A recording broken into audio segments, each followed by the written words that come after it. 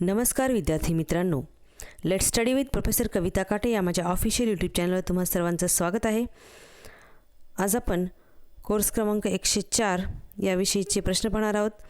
अध्ययनाचे मूल्यनिर्धारण व मूल्यमापन, assessment and evaluation for learning, असे याचे 3 ते 4 भाग असणार आहेत.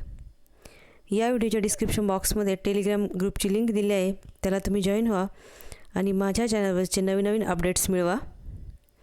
तत्पूर्वी तुम्ही चॅनलवर नवीन असाल तर चॅनलला सबस्क्राईब करा, व्हिडिओ लाईक आणि शेअर करा, तुमच्या मित्रमैत्रिणींना हा व्हिडिओ शेअर करा. चला तर मग सुरुवात करूयात. पहिला प्रश्न आहे बा, या विषयामध्ये एकूण 4 घटक आहेत. त्या 4ही घटक वेगवेगळ्या व्हिडिओमध्ये मी कव्हर करण्याचा प्रयत्न केला आहे. खालीलपैकी मूल्यमापनाची तत्त्वे कोणती आहेत? आता इथे मूल्यमापनाची तत्त्वे विचारलेली आहेत. मूल्यमापन हे उद्दिष्टाधिष्ठित असते. विद्यार्थ्यांचा सर्वांगीण विकास होईल असे मूल्यमापन असावे. मूल्यमापन ही निरंतर चालणारी प्रक्रिया आहे की वरील सर्व? इंग्लिशमधल्या मुलांनी इंग्लिश लँग्वेजमधलं वाचायचं आहे. Which of the following are principles of evaluation? Evaluation is objective. There should be an assessment that will lead to holistic development of the student. Evaluation is an ongoing process or continuous process or of the above. तर या प्रश्नाचं जे काही उत्तर आहे ते आहे all of the above असं याचं उत्तर आहे. वरील सर्व जे आहेत ते वरील सर्व ही तत्त्वे आहेत. मूल्यमापन जे वेगवेगळ्या तत्त्वांवर आधारलेलं असतं, त्या तत्त्वांचा जर आपण अभ्यास करायचं ठरवलं तर मूल्यमापनाच्या विशिष्ट तत्त्वांना अनुसरूनच कुठल्याही गोष्टीचं मूल्यमापन हे होत असतं. मग त्यामध्ये मूल्यमापन करण्यासाठी प्रक्रियेमध्ये उद्दिष्ट असणं आवश्यक आहे, अध्ययन अनुभूती ठरवणं आवश्यक आहे. त्यानंतर मूल्यमापन करण्यासाठी वेगवेगळी साधनं उपलब्ध असावीत. मूल्यमापन एकापेक्षा अनेक साधनं देखील उपयोगी असावीत. मूल्यमापनाच्या साधनाने अत्यंत वस्तुनिष्ठ, विश्वसनीय व सप्रमाण मापन हे करणं आवश्यक आहे.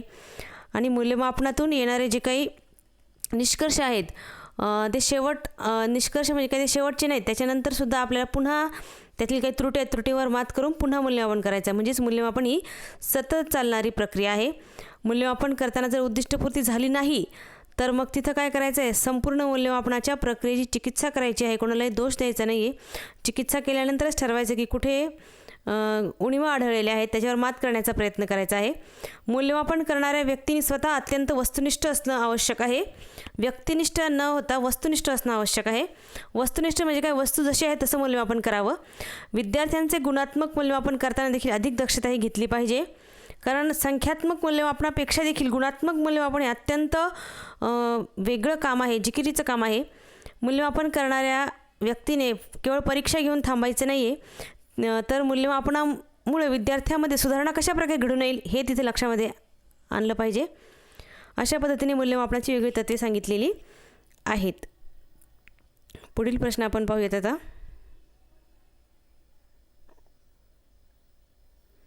पुढे पहा, प्रश्न क्रमांक 2.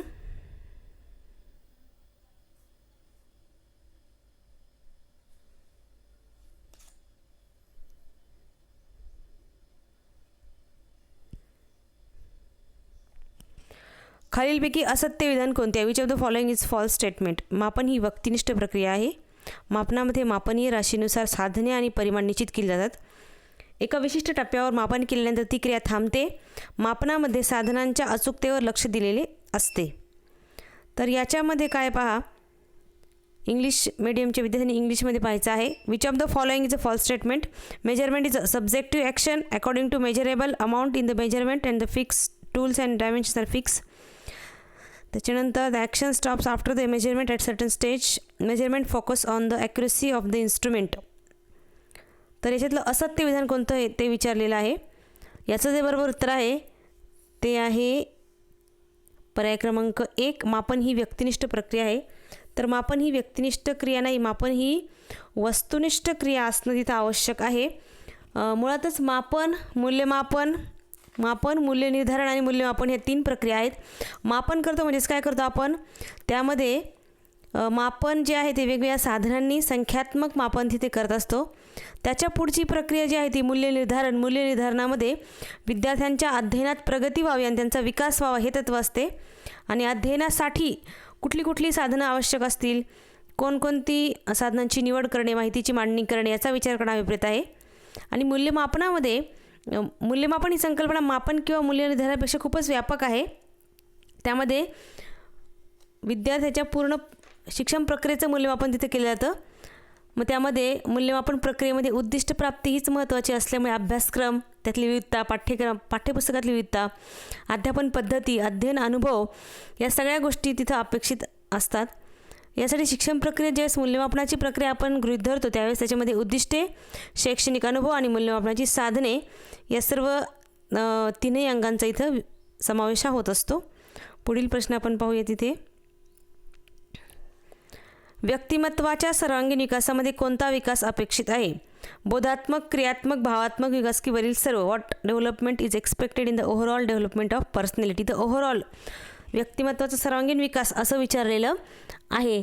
तर हा जो काही प्रश्न आहे तिसरा, तर या तिसऱ्या प्रश्नाचं जे काही उत्तर आहे ते आहे पर्याय क्रमांक 4, ऑल ऑफ दी अबव, वरील सर्व.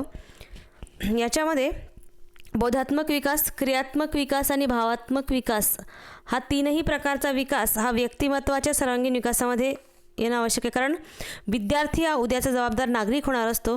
यासाठी कोणत्याही मुलाचा विकास हा कॉग्निटिव्ह, अफेक्टिव्ह आणि सायकोमोटर, इथे आपण सायकोमोटर शब्द देखील वापरू शकतो. कॉग्निटिव्ह, अफेक्टिव्ह अँड सायकोमोटर अशा तीनही पद्धतीने तिथे होणं आवश्यक आहे.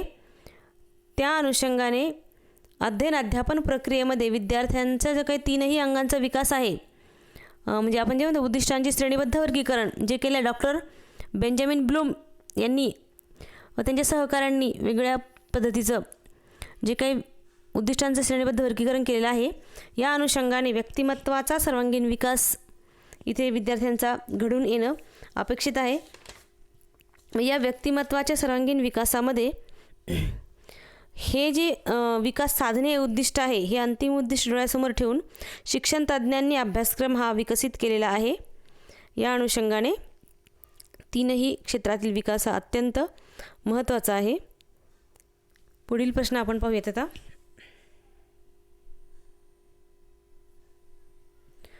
चौथा प्रश्न आहे, बोधात्मक क्षेत्रातील सर्वात पहिला किंवा तळाचा टप्पा कोणता? सर्वात पहिला म्हणजे तिथून सुरुवात होती बोधात्मक क्षेत्राची.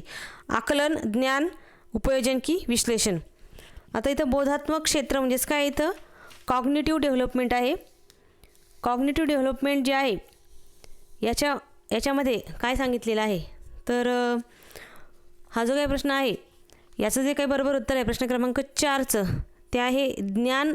जे आहे ज्ञान हा तळाचा टप्पा किंवा पहिला टप्पा आहे. नॉलेज या स्तरापासून सुरुवात होते बोधात्मक क्षेत्राची आणि त्यानंतर पुढचे वेगवेगळे उच्च स्तर आहेत तिथे. ज्यावेळेस अमेरिकेमध्ये डॉक्टर ब्लूम व त्याच्या सहकाऱ्यांनी बोधात्मक क्षेत्राचा अभ्यास करून त्यामधील उद्दिष्टांची एक विशिष्ट शृंखला तयार करून 1956 साली प्रसिद्ध केली आणि त्याचवेळी 1964 भावात्मक क्षेत्रासाठीची देखील अशी मालिका प्रसिद्ध केली गेली. आणि क्रियात्मक क्षेत्र जे आहे त्याचा अभ्यास NCERTमध्ये नवी दिल्लीमध्ये डॉक्टर RH दवे यांनी केलेला आहे. त्यांनी तिथे एक मालिका सुचवलेली आहे. उद्दिष्टांची एक श्रेणीबद्ध शृंखला सांगितलेली आहे. बोधात्मक क्षेत्रासंदर्भात डॉक्टर ब्लूम यांनी सांगितलेलं आहे. पहिला आहे ज्ञान आहे, सर्वात खालचा टप्पा. या टप्प्यामध्ये विद्यार्थी काय करतो? प्रामुख्याने स्मरणशक्तीवर भर देतो. एखादा घटक किंवा एखादा धडा वाचल्यानंतर त्याला वेगवेगळ्या संज्ञा, नियम, तत्त्व, घटना या त्याच्या स्मरणशक्तीच्या जोरावर तो सांगू शकतो. म्हणजेच काय तिथे विद्यार्थी काहीतरी प्रश्नांचे उत्तर देतो, सांगतो, या पद्धतीने अपेक्षित आहे. या अनुषंगाने त्यामध्ये नॉलेज ही संज्ञा सांगितलेली आहे. म्हणजेच काय केवळ माहिती होणे या अर्थाने ही संज्ञा वापरलेली. जसं सायकॉलॉजीमध्ये आपल्याला संवेदना होती पहिले आणि त्यानंतर पूर्वीच्या अनुभवांच्या साहाय्याने संवेदनेला अर्थ लावला जातो, तसं या ज्ञान पातळीमध्ये केवळ संवेदना पातळीवर ज्ञान अपेक्षित आहे. म्हणजे एखादी गोष्ट पाहिली किंवा ऐकली किंवा अनुभवली तर स्मरणशक्तीच्या जोरावर आपण ती सांगतो, त्याची आठवण करतो आणि सांगतो. पुढील प्रश्न आपण पाहूयात आता. भावात्मक क्षेत्रातील सर्वात वरचा टप्पा कोणता? तर भावात्मक क्षेत्र जे आहे ते 1964 भावात्मक क्षेत्रासाठीची उद्दिष्टांची मालिका प्रसिद्ध झाली होती.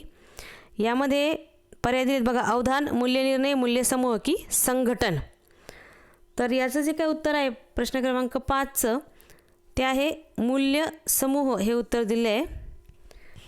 भावात्मक क्षेत्र जे आहे, भावात्मक क्षेत्रामध्ये विद्यार्थ्यांचं वृत्ती, अभिरुची, एखाद्या घटकाची रसग्रहण क्षमता अशा वेगवेगळ्या गोष्टींचा समावेश होत असतो.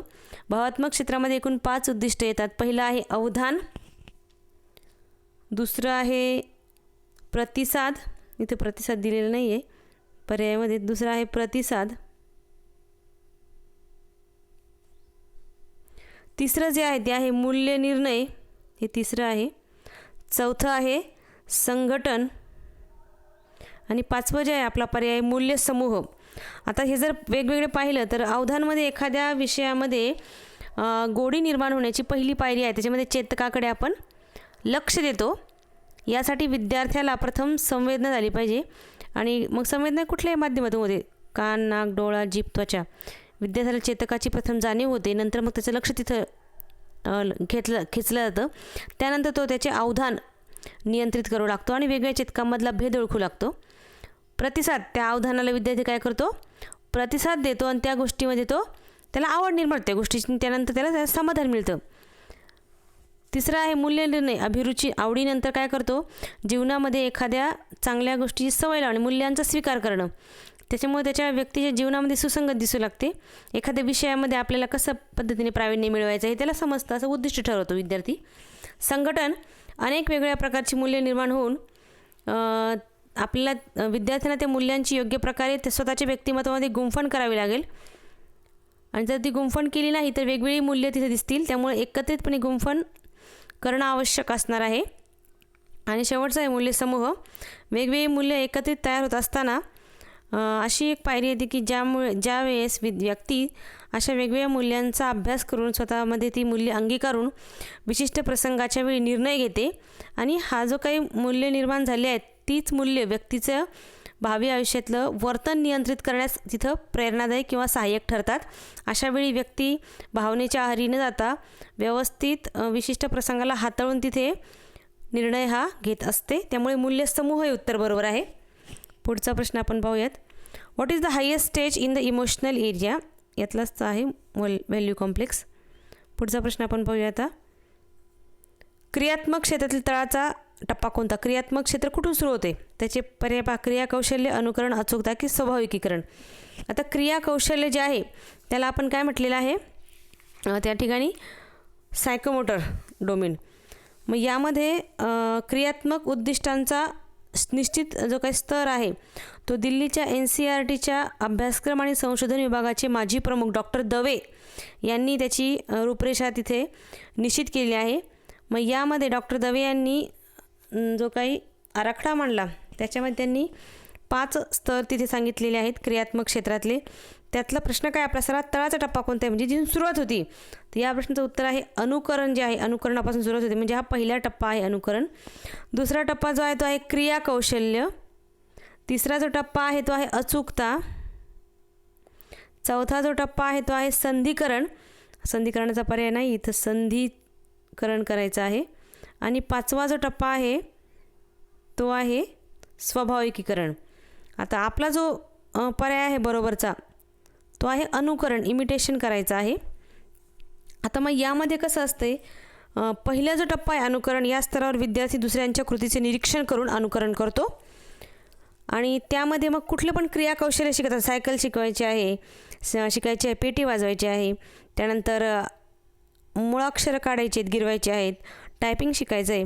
या सगळ्या गोष्टींमध्ये आपण दुसऱ्यांचं अनुकरण करतो. यावेळी सुरुवातीला ज्या काही आपल्या हालचाली होतात त्या सूक्ष्म नसतात, त्या तर ओबडधोबड असतात, त्या स्थूल हालचाली असतात. नंतर सरावाने आपण त्या हालचाली आपल्या सफाईदार होण्यास सुरुवात होत असते. सुरुवातीला फक्त अनुकरण करतो आपण कसं काय काय करायचं. दुसरी जी स्टेप आहे ती क्रिया कौशल्य.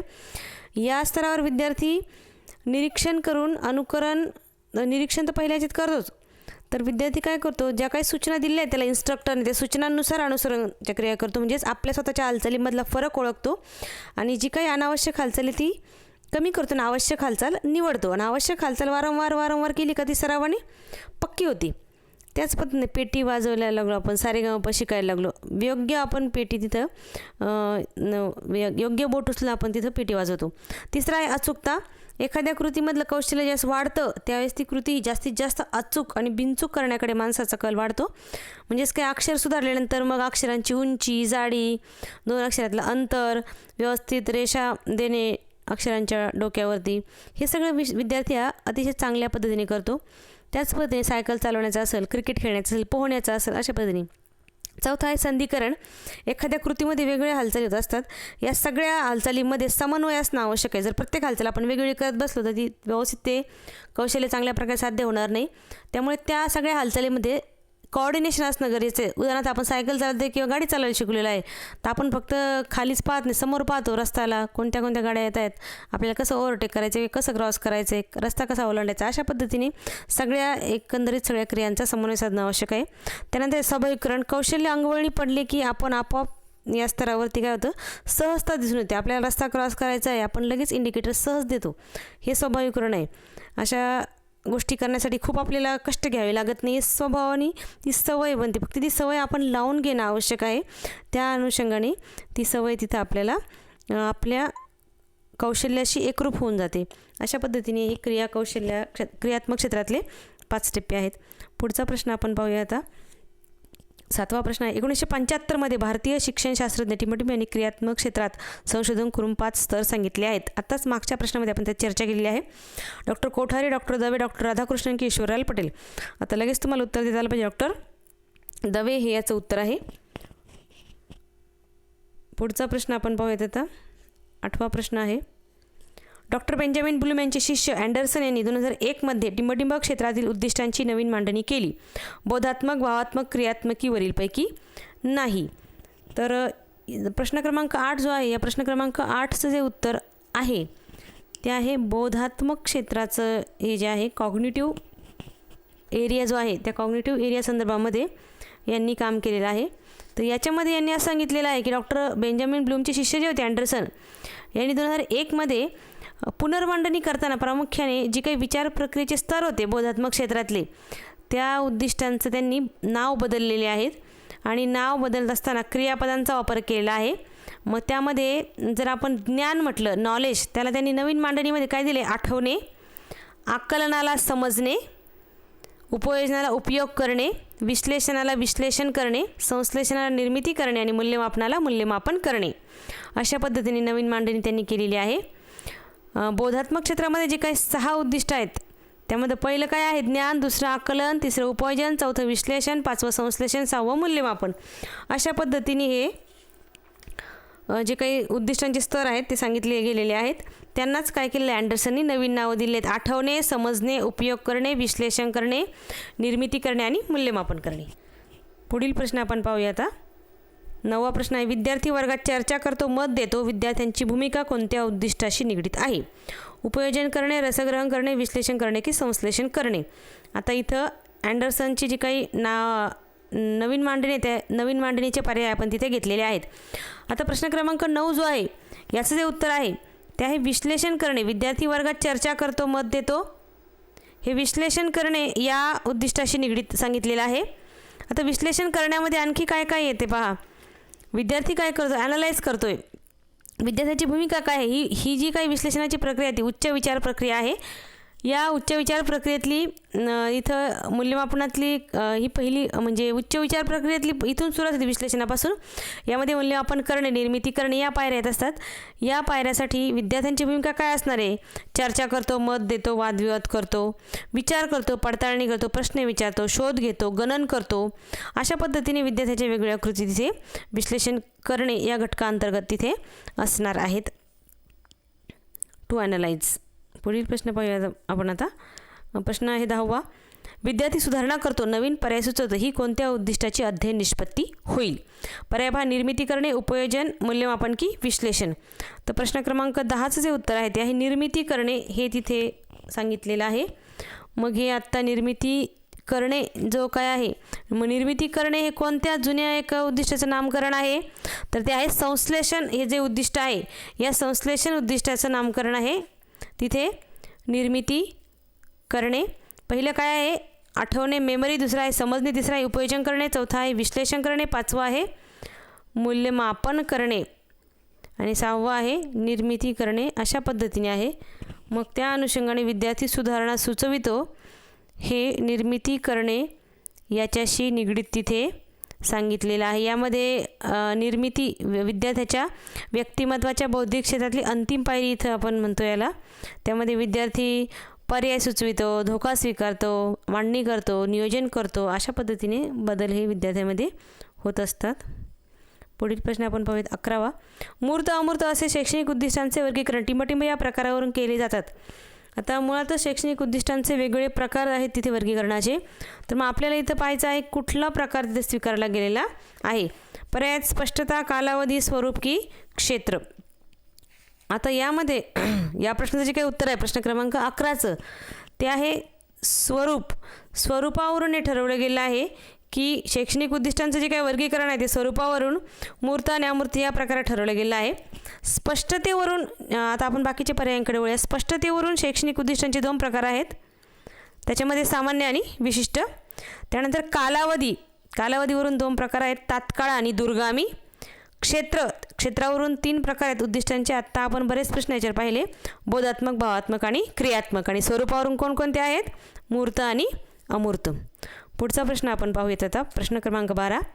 उद्दिष्टांची स्पष्टीकरणे लिहिण्याबाबतचे खालीलपैकी असत्य निकष कोणता आहे, म्हणजे बाकीचे सत्य आहेत. पर्याय 5. स्पष्टीकरणाचे विधान शक्यतो होकारार्थी असावे. स्पष्टीकरणाचे विधान एकवचनी असावे. स्पष्टीकरणाच्या विधानामध्ये एकावेळी अनेक बदल नमूद करावेत आणि विद्यार्थ्यांच्या अपेक्षित वर्तन बदलाच्या स्वरूपात स्पष्टीकरणे लिहावीत. तर प्रश्न क्रमांक 12 जो आहे याचं जे उत्तर आहे असत्य विधान इथं विचारलेलं आहे ते आहे पर्याय क्रमांक 3. स्पष्टीकरण विधानात एकावेळी अनेक बदल नमूद करावेत. हे जे काही विधान आहे हे अत्यंत चुकीचं विधान आहे. तर तसं करू नये. स्पष्टीकरणच्या बदलामध्ये स्पष्टीकरण करता जो काय वर्तन बदल होतो त्या वर्तन बदलामध्ये एकावेळी एकच बदल नमूद करा. म्हणजेच काय, विद्यार्थी चौकोनाचे प्रकार सांगतो, विद्यार्थी चौकोन काढतो, विद्यार्थी त्रिकोण काढतो, आयत काढतो, आयताचे त्रिकोणाचे प्रकार सांगतो, अशा पद्धतीने तिथे लिहावं. त्यानंतर आणखी जर पाहिलं लिहिण्याचे निकष तर स्पष्टीकरणाचे विधान साध्या वर्तमान काळात आणि क्रियादर्शक असावे. विद्यार्थी गुरुत्वीय बलाची व्याख्या सांगतो, विद्यार्थी गुरुत्वीय बल आणि चुंबकीय बल यातील फरक सांगतो. विद्यार्थी स्पष्टीकरण लिहिताना विद्यार्थ्यांच्या अपेक्षित वर्तन बदलाच्या स्वरूपात लिहावीत. विद्यार्थी फुलाचे पानाचे वेगळे घटक सांगतो, अशा पद्धतीने असावं. स्पष्टीकरणामध्ये विधान होकारार्थी असावे. स्पष्टीकरणाच्या विधानामध्ये वर्तन बदल कोणत्या परिस्थितीमध्ये पाहायला मिळतील ते नमूद करावं. म्हणजेच वेगवेगळ्या परिस्थिती आपण काही कंडिशन्स ठेवल्या त्या अनुषंगाने विद्यार्थ्याला 2 बाजू आणि त्यात समाविष्ट केलेला कोन दिला आहे तर त्रिकोण काढतो, विद्यार्थ्याला 3 बाजू आणि 1 कोन दिला तर चौकोन काढतो, अशा पद्धतीने. स्पष्टीकरणाचे विधान एकवचनी असावे. स्पष्टीकरणाच्या विधानामध्ये कर्ता तृतीय पुरुषी असावा. असे वेगवेगळे तिथे भाग आपल्याला पाहायला मिळतात, निकष पाहायला मिळतात. पुढील प्रश्न पहा. प्रश्न क्रमांक 13. खालीलपैकी तोंडी परीक्षेची मर्यादा कोणती आहे. तोंडी परीक्षा हे जे काय आहे ते संख्यात्मक साधनामध्ये तोंडी परीक्षेचं येत असतं. मग तोंडी परीक्षेची मर्यादा कोणकोणत्या आहेत, पर्याय पहा इथे काय काय आहेत. विद्यार्थ्यांच्या उत्तरावरून त्यांचे निदान करता येते. त्यानंतर जो काय आहे विद्यार्थी समान पातळीवर मूल्यमापन होत नाही. प्रश्नपत्रिका छपाईचा खर्च इथे वाचतो. त्यानंतर आहे लेखी परीक्षेतील कॉपीला यामुळे आळा बसतो.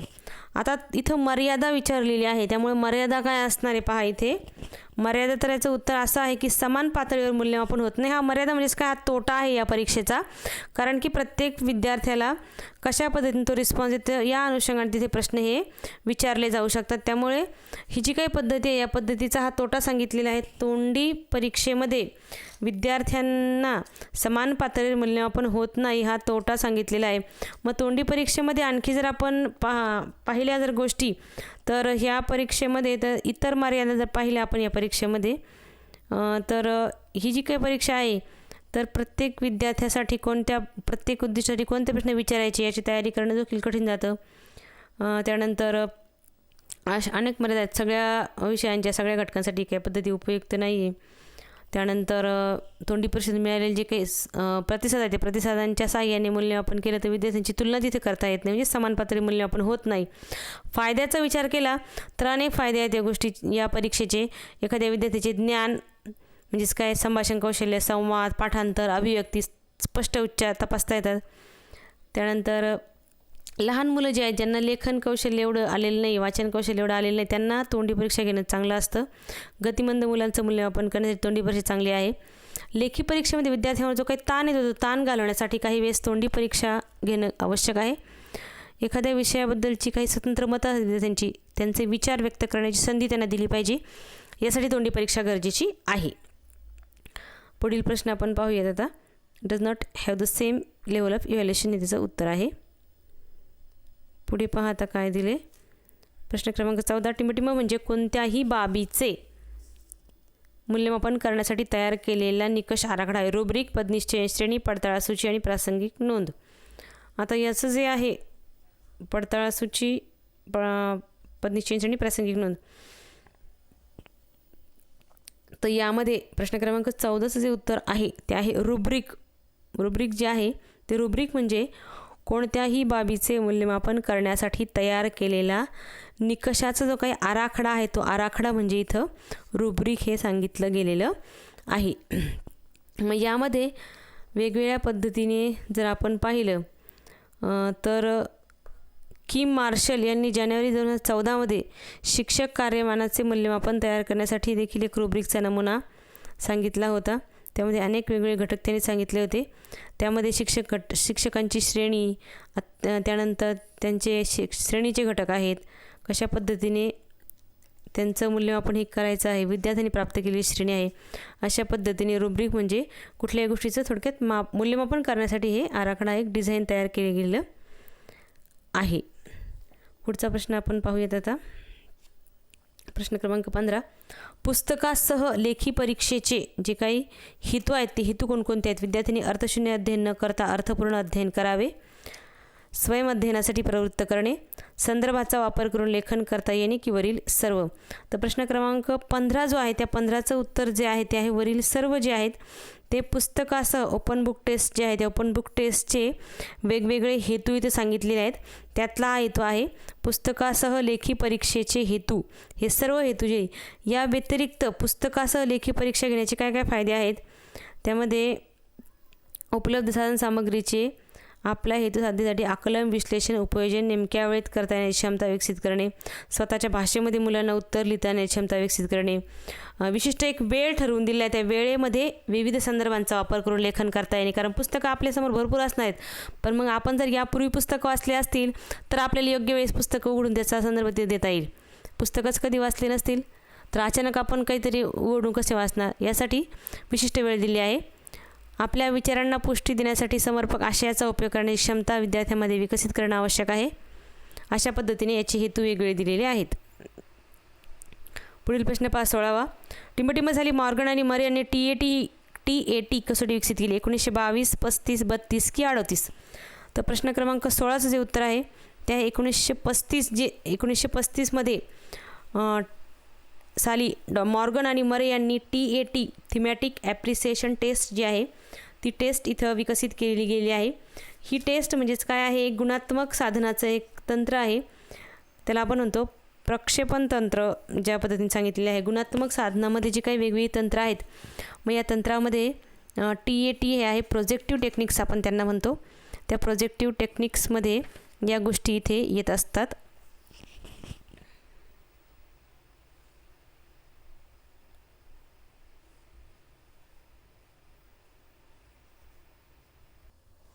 या प्रोजेक्टिव्ह टेक्निकमध्ये TAT म्हणजेच काय, व्यक्तिमत्व जे काही मापन करायचे व्यक्तिमत्वाचं, त्यासाठी ही जी काही मॉर्गन आणि मरे यांनी 1935मध्ये ही जी टेस्ट विकसित केली आहे, यामध्ये वेगवेगळ्या कार्डांवर एकेका प्रसंगात चित्रण केलेलं आहे आणि हे चित्र पाहून जे काही विद्यार्थी आहे त्या प्रसंगाचं गोष्टही तयार करायची आहे. या चित्रामध्ये प्रसंगात काय काय दाखवलं आहे, तो प्रसंग का घडला असेल, तर प्रसंग घडण्यामागची काय कारणं आहेत, या चित्रातल्या व्यक्तींच्याबद्दल त्या विद्यार्थ्याला काय वाटतं, तू जर त्या चित्राच्या ठिकाणी असशील, त्या व्यक्तीच्या ठिकाणी असेल तर तू काय केलं असतं, अशा पद्धतीचे प्रश्न विचारून विद्यार्थ्यांनी काय करायचं आहे, रिॲक्ट व्हायचं आहे, प्रतिसाद द्यायचा आहे आणि या आलेल्या प्रतिसादांचं विश्लेषण करून त्या विद्यार्थ्याच्या व्यक्तिमत्वासंबंधी अंदाज तिथं बांधायचे आहेत. यासाठी चित्र रसग्रहण कसोटी ही तिथे प्रक्षेपण तंत्रामध्ये आलेली आहे. पुढे आता आपण पाहूयात पुढचा प्रश्न. 17वा प्रश्न आहे. पडताळा सूची हे गुणात्मक तंत्र टिंबटिंब यामध्ये येतं. प्रक्षेपण, निरीक्षणात्मक, आत्मनिरीक्षणात्मक की समाजमिती तंत्र. आता हा जो काही प्रश्न आहे, प्रश्न क्रमांक 17, याचं जे उत्तर आहे ते प्रश्न क्रमांक 17चं उत्तर आहे निरीक्षणात्मक तंत्रामध्ये येतं. पडताळा सूची निरीक्षणात्मक तंत्र आहे. अनेक वेगवेगळी तंत्र आहेत. त्याच्यामध्ये पडताळा सूची म्हणजे विद्यार्थ्यांच्या अंगी असलेल्या सवयी, वर्तन आणि गुणविशेष या गोष्टींचा शोध घ्यायचा आहे. त्यांचा तशी विकास झाला आहे का नाही याचा पुरावा शोधणारी यादी आहे. थोडक्यात ही वेगवेगळ्या सवयी कोणकोणत्या आहेत त्यांना ते यादीसाठी ही पडताळा सूची चेकलिस्ट आहे. थोडक्यात आपण चेक करायचं. आपण कुठं सहलीला निघालो तर काय काय आपण यादी करतो, त्या अनुषंगाने विद्यार्थ्याचं निरीक्षण करायचं आणि त्याची यादी करायची आहे. मग यामध्ये पडताळा सूची हे निरीक्षणात्मक तंत्र आहे. तर मग ही बाकीची जी काही तंत्र आहेत ती सुद्धा आपण इथं अभ्यासणं आवश्यक आहे. निरीक्षण तंत्रामध्ये पडताळा सूचीच्या व्यतिरिक्त आणखी काय काय येतं? पदनिश्चय श्रेणी, रेटिंग स्केल, त्यानंतर प्रासंगिक नोंदी असं देखील येतं. ॲन्सोडोटल रेकॉर्ड्स हे त्याला म्हणतात. त्यानंतर आत्मनिरीक्षण जे काही तंत्र आहे, या आत्मनिरीक्षण तंत्रामध्ये मुलाखत, प्रश्नावली, अभिरुची शोधिका या गोष्टी येत असतात. त्यानंतर आविष्कार तंत्र किंवा आपण त्याला म्हणतो प्रक्षेपण तंत्र. याच्यामध्ये मग आता TAT आधीच्या आपण प्रश्नामध्ये पाहिलं TAT, थीमॅटिक ॲप्रिसिएशन टेस्ट, चित्र काढणे, बाहुल्यांचा खेळ, वाक्यपूर्ती, दैनंदिन, हे सगळं प्रक्षेपण तंत्र किंवा आविष्कार तंत्रामध्ये येतं. आणि त्यानंतर हे समाजमिती तंत्र, त्याच्यामध्ये यालाच म्हणतात नामनिर्देशन तंत्र. त्याच्यामध्ये ओळखापाहू किंवा समाजमिती आलेख या गोष्टी येत असतात. पुढे 18 प्रश्न पहा आता. चित्र काढणे, वाक्यपूर्ती करणे हे तंत्र टिंबटिंब या प्रकारात येतात. आत्ताच आपण पाहिलं तेच पर्याय. त्याचं उत्तर आहे प्रक्षेपण तंत्र. प्रोजेक्टिव्ह टेक्निक्स आपण त्याला म्हणतो. या प्रोजेक्टिव्ह टेक्निकमध्ये इथे तिथे आविष्कार किंवा प्रक्षेपणात्मक तंत्र आपण त्याला म्हणतो. तिथे वाक्यपूर्ती आहे, सेंटेन्स कंप्लीट करायचं आहे. उदाहरणार्थ विशिष्ट विषयाचा तास असला, सपोज विज्ञानाचा तास असला की इंग्रजी तास असला की मला टिंबटिंब, मग तिथे मला भीती वाटते, छान वाटतं असं काहीतरी, किंवा असं पूर्ण करायला सांगायचे वाक्य. विद्यार्थ्यांनी पूर्ण केलेल्या वाक्यावरून त्या विद्यार्थ्याच्या विचार, मनाची तळमळ, संघर्ष याच्या गोष्टींचं तिथं आपल्याला माहिती होत असते. त्यानंतर दुसरा जो आहे गोष्टपूर्ती, यामध्ये गोष्टीची काही वाक्य सांगायची, पुढची गोष्ट अर्धवट ठेवायची, मुलांना पूर्ण करायला सांगायची. त्यानंतर आहे चित्र काढणे. तिथे विद्यार्थ्यांना विद्यार्थ्यांच्या अंतर्मनाबाबत जाणून घेऊन त्यांना चित्र काढायला सांगायचं आहे. त्यानंतर आहे बाहुल्यांचा खेळ. लहान मुले बाहुल्यांच्या खेळात जास्त रमतात, त्यानुसार वर्तन करतात आणि बाहुल्यांना घरातल्या व्यक्तींची नावं देतात. त्यानंतर दैनंदिनी डायरी लिहायला सांगायची मुलांना रोज. अशा पद्धतीने स्वतःच्या मनातले विचार, भावना तिथे व्यक्त करण्यासाठी हे वेगवेगळे खेळ तिथे आहे. कुठेतरी त्यांचं प्रक्षेपण त्या ठिकाणी होणार आहे. म्हणजे ज्यावेळेस विद्यार्थी आत्मनिरीक्षण करण्यास असमर्थ आहे तेव्हा प्रक्षेपणात्मक साधनांचा वापर तिथे करावा लागतो आणि वेगवेगळ्या प्रसंगी विद्यार्थी कसा वागतो, काय बोलतो, काय लिहितो यावरून त्याच्या मनाची आणि इच्छा आकांक्षांची माहिती मिळवण्यासाठी वेगवेगळ्या प्रसंगातून विद्यार्थ्यांच्या या गोष्टींचं मापन करणाऱ्या साधनांना आपण प्रक्षेपणात्मक साधनं इथं म्हणतोय. पुढे बघा 19वा प्रश्न आहे. आत्मनिरीक्षण तंत्रामध्ये खालीलपैकी कोणते तंत्र येत नाही? मुलाखत, अभिरुची शोधिका, पदनिश्चय श्रेणी की व्यक्तिमत्व शोधिका. तर प्रश्न क्रमांक 19 जे उत्तर आहे ते आहे पदनिश्चय श्रेणी ही आत्मनिरीक्षणात्मक तंत्रामध्ये येत नाही, ते निरीक्षणात्मक तंत्रामध्ये असतं. आपण कुठल्या तरी एखाद्या व्यक्तीचं पद निश्चित करण्यासाठी आपण त्याचं काय करतो, पदनिश्चय श्रेणी त्याचं मापन करतो. शिक्षक विद्यार्थ्यांचं वेगवेगळ्या स्पर्धांचं किंवा वेगवेगळ्या गोष्टींचं मूल्यमापन, तिथं कौशल्यांचं मूल्यमापन हे पदनिश्चय श्रेणीने वर्गातील स्थान किंवा दर्जा ठरवण्यासाठी तिथं करत असतात. मग यामध्ये BEdचे विद्यार्थ्यांचा आपण सरावपाठ घेतो बघा. सरावपाठामध्ये सुद्धा पाठाची जी काही शेअर द्यायची असते, जे काही मार्किंग स्कीम असते त्याच्यामध्ये सुद्धा पदनिश्चय श्रेणीचा वापर तिथे केलेला असतो. किंवा सांस्कृतिक कार्यक्रमामध्ये विद्यार्थ्यांचा जो काही सहभाग आहे यासाठी देखील पदनिश्चय श्रेणी असते. त्यामध्ये 1 ते 5 अंक असतात. पहिल्या अंकाला काय असतं, तिथे दुसऱ्या अंकाला काहीतरी असतं, तिसऱ्या अंकाला काहीतरी असतं. अशा पद्धतीने वेगवेगळ्या अंकाला वेगवेगळे शब्दही दिलेले असतात. उदाहरणार्थ पहिला अंक जो आहे त्याच्यामध्ये काय विद्यार्थी कधीच भाग घेतो, दुसऱ्यामध्ये क्वचित घेतो, तिसऱ्या जर असेल तर कधी घेतो, चौथ्याचा अंकाचं काय स्पष्टीकरण आहे बऱ्याच वेळा घेतो, 5व्या अंकाचं काय नेहमी घेतो. अशा पद्धतीने विद्यार्थ्याच्या वक्तशीरपणाचे मूल्यमापन करणारी श्रेणी पण आपण तयार करू शकतो. विद्यार्थी वर्गात कधी लेट येतो का नेहमीच येतो का बऱ्याच वेळा येतो, असं 1 ते 5 अंकांच्या माध्यमातून आपण त्यांना श्रेणी देऊ शकतो. पुढचा प्रश्न पहा आता. 20वा प्रश्न आहे. विद्यार्थ्यांच्या अंगी असलेल्या सवयी, वर्तन, कौशल्य, स्वभाव या गोष्टींचा पुरावा शोधणारी यादी म्हणजे कोणती आहे? तर हा जो काही प्रश्न आहे 20व्याचं उत्तर अतिशय सोपं आहे. तुम्हाला आत्तापर्यंत आपण चर्चा केली, उत्तर लगेच आलं असेल. याचं उत्तर आहे पडताळा सूची. त्याला आपण म्हणतो चेकलिस्ट किंवा व्हेरिफिकेशन लिस्ट आपण तिथे म्हणतो. या लिस्टमध्ये ते सांगितलं गेलेलं आहे की विद्यार्थ्याच्या अंगी असलेले जे काही सवयी आहेत चांगल्या, त्या सवयींची यादी करणं आणि त्या यादीनुसार टिक मार्क करायचं. एखाद्या विद्यार्थ्याचं आपल्याला भाषण कौशल्य तपासायचं आहे तर आपण पुढील प्रमाणे पडताळणी तयार करू शकतो. विद्यार्थ्यांची नावं द्यायची इथं ABCD वगैरे, आणि इकडं या बाजूला टेबल आखल्यानंतर एका साईडला निरीक्षणाचे घटक लिहायचे. मग विद्यार्थी सभ्य भाषेत बोलतो, भाषण करताना विनोदाचा वापर करतो, सभाधीटपणा दाखवतो, आवाजामध्ये चढउतार करतो, शब्दांचे उच्चार स्पष्ट करतो, आणि कोणता विद्यार्थी करतोय त्याला टिक मार्क करत राहायचं पुढतो. किंवा स्वच्छतेची सवय असेल, कोणता विद्यार्थी नियमितपणे नखे कापतो, स्वच्छ अंघोळ करतो, दात स्वच्छ घासतो, अशा जे काही गोष्टी आहेत स्वच्छतेच्या याच्याविषयी करायचं आहे.